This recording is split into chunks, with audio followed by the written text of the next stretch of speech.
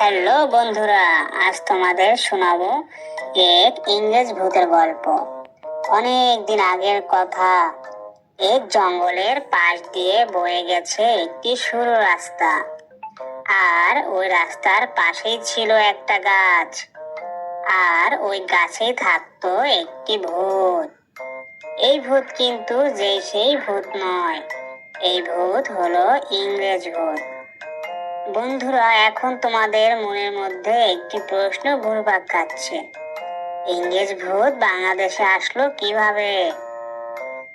বন্ধুরা, এই প্রশ্ন আমারও ছিল, কিন্তু অনেক খোঁজ খবর নিয়ে দেখলাম এই ইংরেজ ভূত বাংলাদেশি ভূত।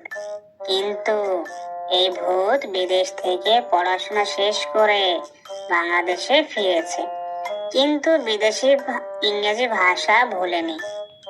তবে হয়তো ভুলেছে বাংলা ভাষা, না বাংলা ভাষাও ভুলেনি।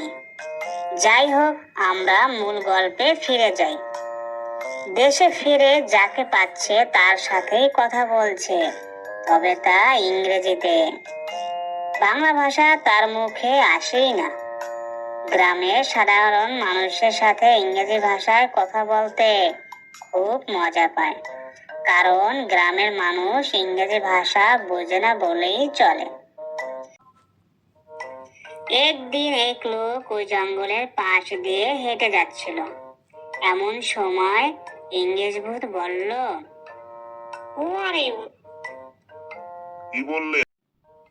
কি বললেন ভূত আন্টি? আমি কিছুই বুঝলাম না। ভূত তখন হা হা করে হেসে উঠল আর মনে মনে বলে, হায় রে বোকা মানুষ, কিছুই বোঝে না। তবে এর সাথে খুব মজা করা যাবে। আর মনে মনে বলে, কিছু বুঝি নাই। হু আর ইউ? ভূত মনে হয় আমাকে গালি দিচ্ছে। লোকটি সেখান থেকে চলে গেল আর বলতে লাগলো, হু are you? Who are you? এমন সময় সামনে পড়লো মাস্টার মশাই।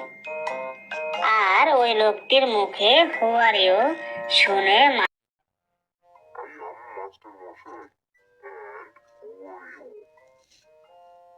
লোকটি বলল, মাস্টার মশাই, আপনিও আমাকে হু আর ইউ বললেন? তখন মাস্টার মশাই বলল, তাই আমি বললাম নাইয়াম মাস্টার মশাই, আমি মাস্টার মশাই।